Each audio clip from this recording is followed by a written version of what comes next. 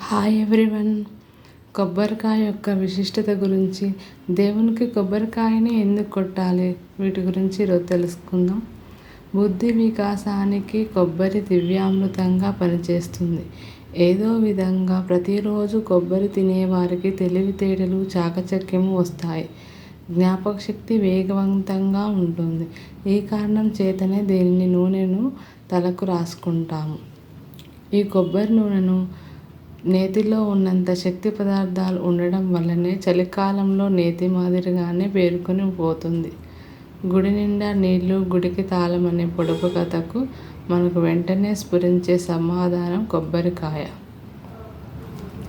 కొబ్బరి ఎలాంటి నేలలోనైనా పెరుగుతుంది. ఏ ఋతువులోనైనా ఫలసాయం అందిస్తుంది.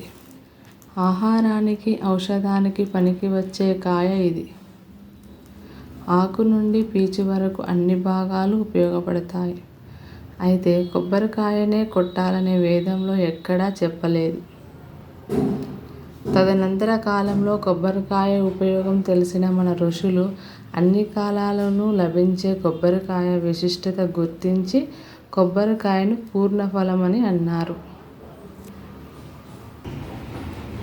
దేవాలయాలలో దేవునికి సమర్పించాలనే నియమాన్ని ఏర్పరిచారు. కొబ్బరికాయ సగభాగం భక్తులకు ప్రసాదంగా పంచేవారు.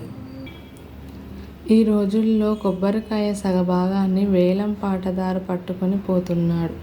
కొబ్బరికాయ సగభాగం భక్తులకు ప్రసాదంగా ఇచ్చేవారు. ఇది సరైన పద్ధతి కాదు.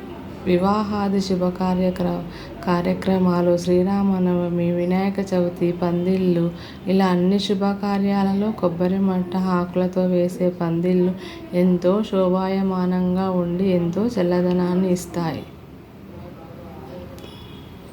Thank you for watching.